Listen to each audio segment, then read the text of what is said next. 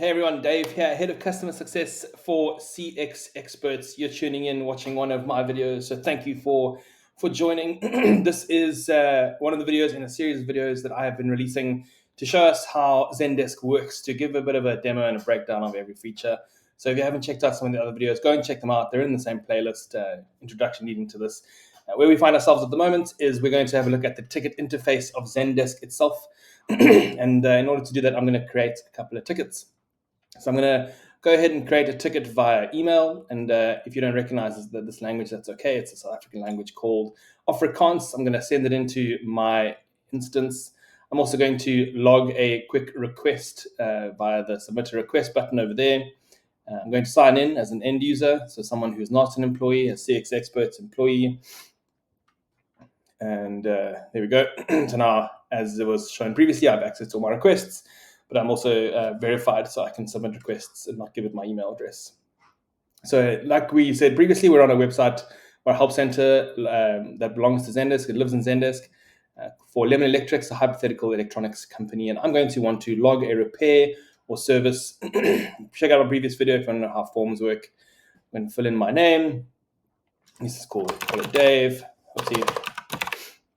Product or device that I want to send in for a service. I'd like to send in an iPad 4. Service type I would like for a tablet screen repair. And it's going to ask me for collection permits. I'm going to say I would like it bring it into a service center. Which service center? This service center. And I'm going to bring it in on Saturday because I'm off tomorrow. I need this done urgently. And I can drop a file in there if I want to. I'm going to submit. And at the same time, I'm also going to log a chat ticket. So I'm going to go back to my website, my help center, and I'm going to log a support ticket using the chat widget, which can live on WhatsApp, Facebook, Instagram, and any website that you have access to and can edit. So I'm going to ask to speak to an agent, please, because I'm frustrated and want to speak to a human being. It's going to collect some of my information. So my name is Temba. It's going to ask me to verify my email address just to make sure. So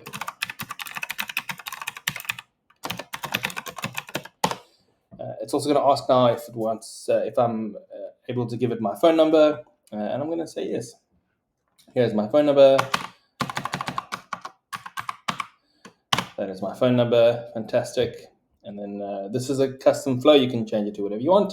Now it's going to transfer me to a human. So what I've done here is I have now submitted 3 tickets, one via email, one via web form, and one via chat. And I'm going to show you in the Zendesk instance what this actually looks like. So welcome to Zendesk. This is the screen that I suggest most people use. It has a couple of things called views in it. And on the left-hand side, we see views or buckets or groups of tickets. We set these up for you just to isolate different types of tickets. And a reminder, what you're looking at is my live instance. So we can see all new tickets assigned to me, all new and unassigned messaging tickets in the groups that I belong to, all new departmental emails in the groups that I belong to. Anything escalated from tier 1, I've got some views for passcodes, Zendesk notifications, job applications. We run it all through Zendesk. Every agent also has insight into all of their open messaging tickets, and we'll explain the statuses a bit in a second. All of their pending tickets, on hold, unsolved, solves that they've made today, health check tickets for me, and I'm managing a bunch of interns as well.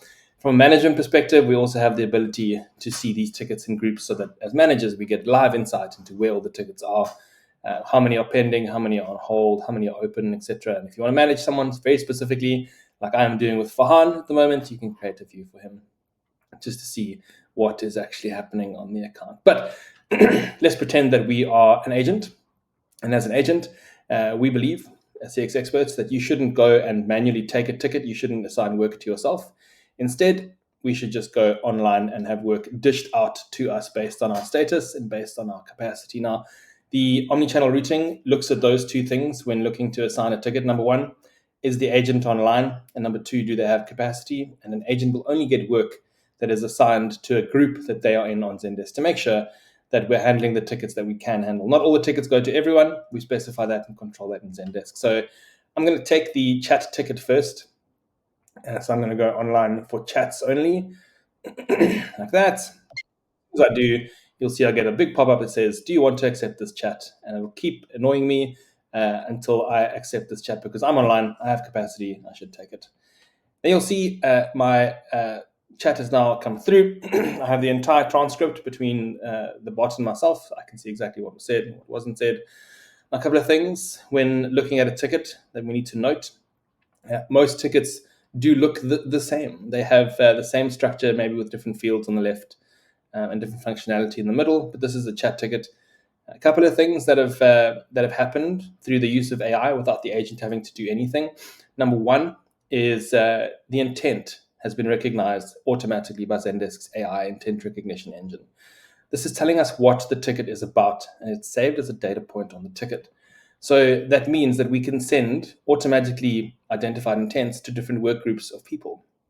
Where this comes in handy is I've worked with a couple of companies who have multiple email addresses, all for different use cases. So let's take the medical aid sphere. There's a medical insurance. There's an email for claims, an email for tax certificate, an email for member certificate, and it's up to the member to know and understand who they need to email to get the help that they need. That's a bit counterintuitive.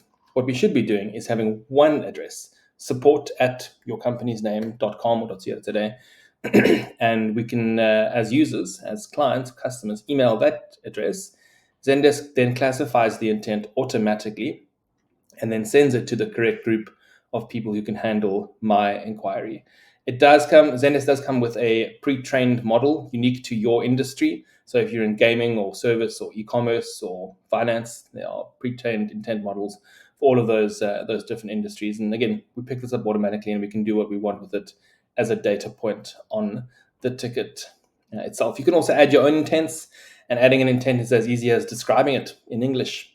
You don't need to look for keywords. Keywords are dangerous to look for.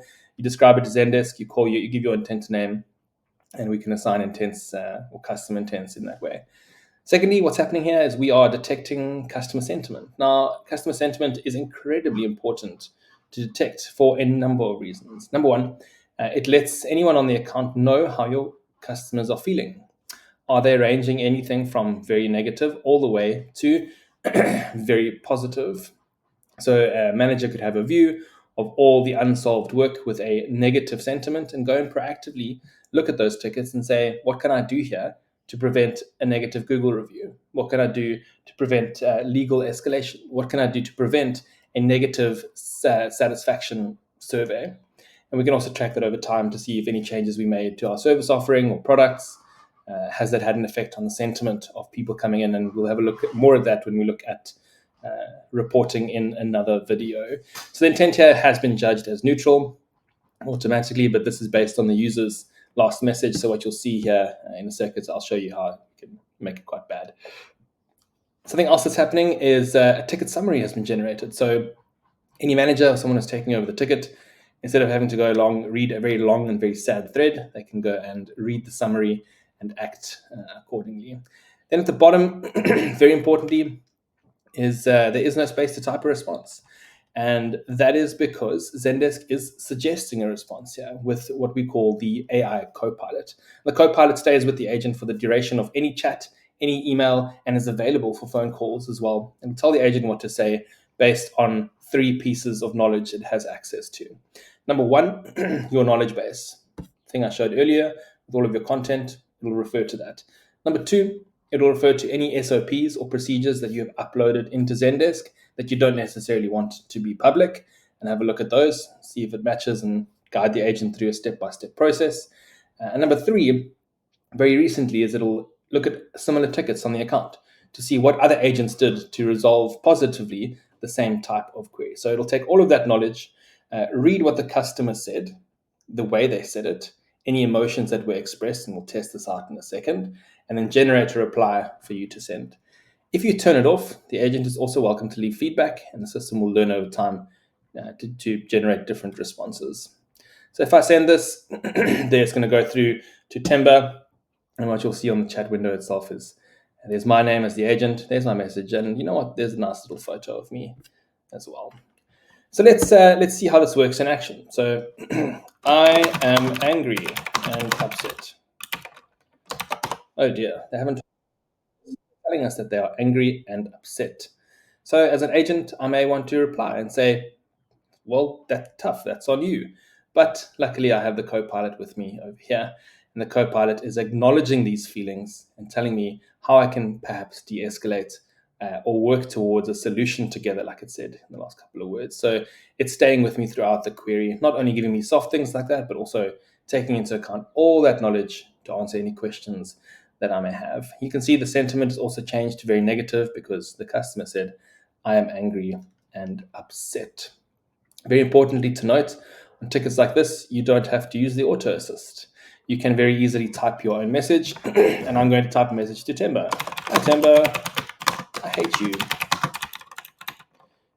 This is the wrong company to talk to. What do you think you are doing? Even go away. Seriously, it is Friday. Okay, so I've had contact with a lot of businesses in my role of head of customer success at CX Experts, and I know that most of them, if not all of them, would treat a response like this pretty seriously, right? We can't send this as an agent. The spelling's terrible, the tone is terrible, and we are being rude to the customer. But what we sometimes fail to take into account as managers of contact centers is that agents have a tough life.